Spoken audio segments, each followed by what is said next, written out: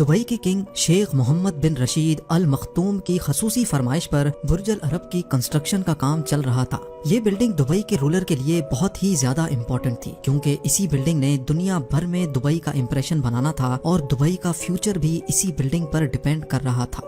1053 fat اونچا دنیا کا سب سے اونچا ہوٹل بنانے کے لیے شیخ محمد بن رشید نے دبئی کے سارے خزانے بھی کھول دیے تھے۔ ان کو پیسوں کی پرواہ نہیں تھی، لیکن جو چیز ان کو چاہیے تھی اس کو ہر قیمت پر کمپلیٹ کرنا بہت ہی زیادہ ضروری تھا۔ مسئلہ یہ نہیں تھا کہ دنیا کا سب سے اونچا ہوٹل بنانا ہے، بلکہ مسئلہ تھا کہ یہ اونچا ترین ہوٹل پانی پر بنانا تھا۔ جی ہاں، کنسٹرکشن ٹیم نے دن رات ایک کر کے دبئی کے ساحل سے 1300 فیٹ کے فاصلے پر پتھروں کی مدد سے پانی پہ ایک آئی لینڈ تو بنا دیا، لیکن جب وہاں کنسٹرکشن کا کام ہونے ہی والا تھا تو ایک ایسا واقعہ ہوا جس نے ان کی نیندیں ہی اڑا دی۔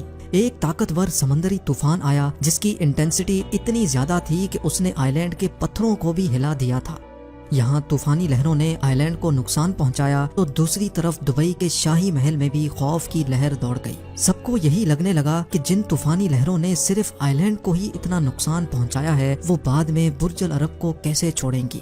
آرٹیفیشل آئی لینڈ پر دنیا کا سب سے اونچا ہوٹل بننے کا خواب اب ڈوبتا دکھائی دے رہا تھا۔ ہر طرف مایوسی پھیل چکی تھی اور کنسٹرکشن کا کام ہالٹ پہ جا چکا تھا، لیکن تبھی ایک انجینئر نے ایک ایسا سولوشن پیش کیا جس سے چاہے طوفانی لہریں ہوں یا پھر ہریکین، آئی لینڈ فولاد بن کر ناظرین، دبئی کے ساحل پر فخر سے کھڑی یہ بلڈنگ جس کو ہم برج العرب کے نام سے جانتے ہیں، یہ building dream palace of Dubai کے نام سے بھی پہچانی جاتی ہے۔ فرانس کے ایفل ٹاور سے بھی اونچا 321 میٹر لمبا یہ دنیا کا سب سے اونچا ہوٹل ہے، جس پر $1 بلین یعنی 7,500 کروڑ روپیوں کا خرچہ ہوا تھا۔ مین میڈ آئی لینڈ پر یہ دنیا کی سب سے پہلی اور اونچی ترین بلڈنگ ہے اور ساتھ ہی سب سے زیادہ لگژریس بھی۔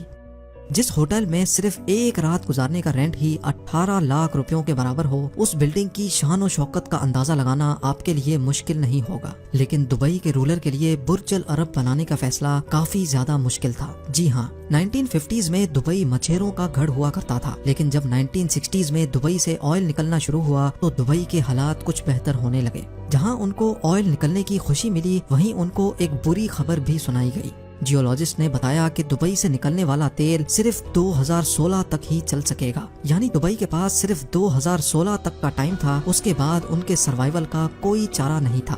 شیخ محمد بن رشید چاہتے تھے کہ دبئی کو ایک ٹورسٹ اسپاٹ بنایا جائے، لیکن آخر یہ ممکن کیسے ہوتا، کیونکہ اس وقت دبئی کے پاس صرف 3 ایسٹس تھے، سن، سی اور سینڈ۔ بھلا اس کڑکتی گرمی میں کوئی کیوں دبئی آنے والا تھا؟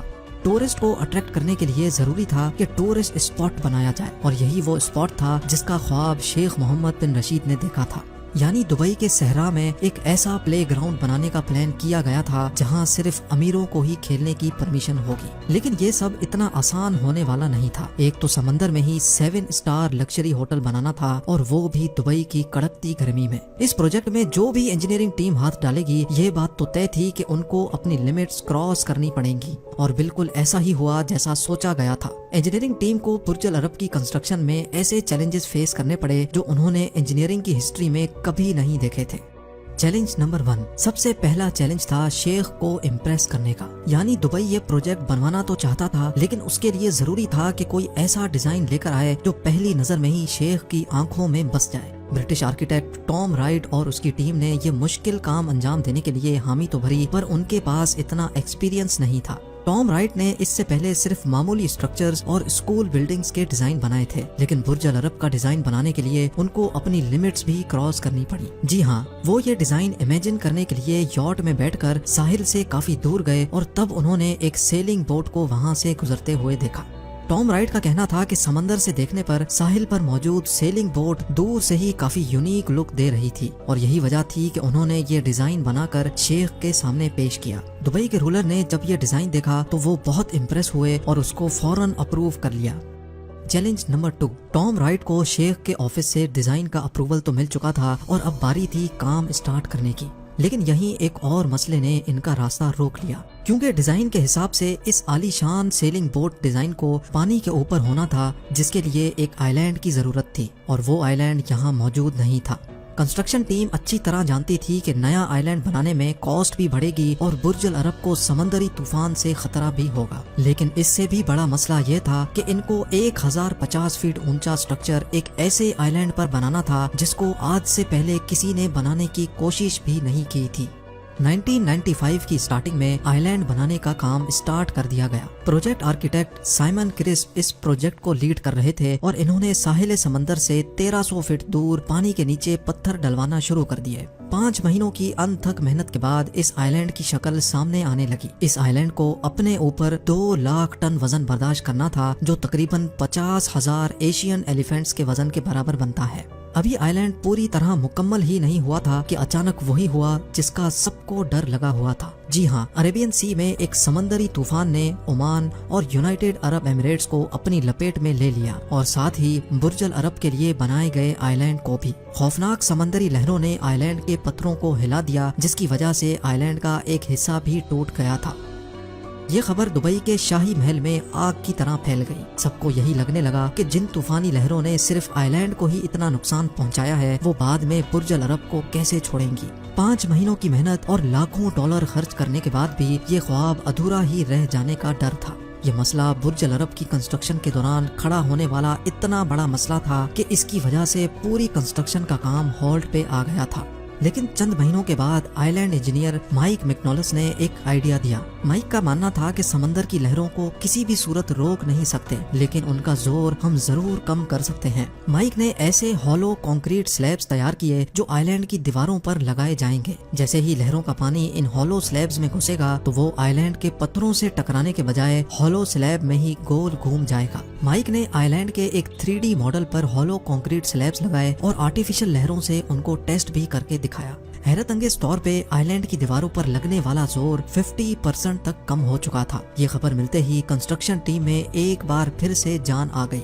Challenge number 3। अब बारी थी फाउंडेशन यानी बुर्ज अल अरब की बुनियाद डालने की। फाउंडेशन डालने के लिए आइलैंड पर 30 मीटर डीप खुदाई करके एक कॉफर डैम बनाया गया। इंजीनियर्स का प्लान था कि बुर्ज अल अरब की फाउंडेशन सॉलिड स्टील पाइल्स पे रखी जाएगी। ये सॉलिड स्टील पाइल्स जमीन में मौजूद हार्ड रॉक्स के अंदर ड्रिल किए जाते हैं ताकि इनके हिलने का कोई सवाल ही पैदा ना हो। लेकिन जमीन में ड्रिलिंग करके 180 मीटर की गहराई तक भी इंजीनियर्स को कोई सॉलिड रॉक ना मिल सका। यानी जिस जमीन में वो स्टील पाइल्स डालने जा रहे थे वहाँ रेत के अलावा कुछ नहीं था। फाउंडेशन की बुनियाद सिर्फ रेत पर रखना खतरे से खाली नहीं था। ज्योग्राफी के हिसाब से दुबई फॉल्ट लाइंस के काफी करीब है और अर्थक्वेक की सूरत में लाखों टन वजनी स्ट्रक्चर एक ही झटके में ढेर भी हो सकता है, क्योंकि जब जमीन हिलती है तो रेत के जर्रे कॉम्पैक्ट हो जाते हैं और ये कंडीशन खास तौर पे तब मजीद भयानक हो जाती है जब रेत के ऊपर कोई हैवी स्ट्रक्चर खड़ा हो।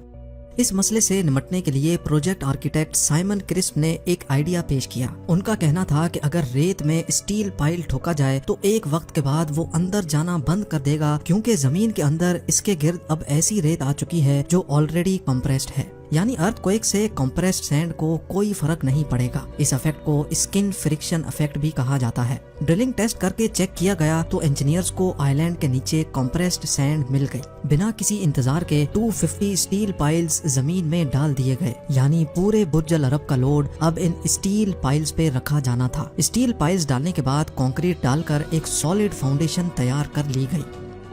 नाजरीन, बुर्ज अल अरब की कंस्ट्रक्शन का काम बिल्कुल एंडिंग पे ही था जब दुबई के शेख ने फरमाइश की कि उनको इसमें एक ऐसा रेस्टोरेंट भी चाहिए जो हवा में ही फ्लोट करता दिखाई दे। ये फरमाइश इंजीनियर्स के गले आ गई, क्योंकि फ्लोटिंग रेस्टोरेंट बनाने के लिए पहले से ही उसकी सपोर्ट बनाना जरूरी था। शेख तो फरमाइश करके चले गए, अब ना ही आर्किटेक्ट्स को मना करने की हिम्मत थी और ना ही उनके पास कोई सॉल्यूशन था। आगे जो हुआ वो आप जान सकेंगे वीडियो के पार्ट 2 में। उम्मीद है इस वीडियो को भी आप भरपूर लाइक और शेयर करेंगे। आप लोगों के कमेंट्स पढ़कर बेइंतहा खुशी होती है। मिलते हैं वीडियो के पार्ट 2 में।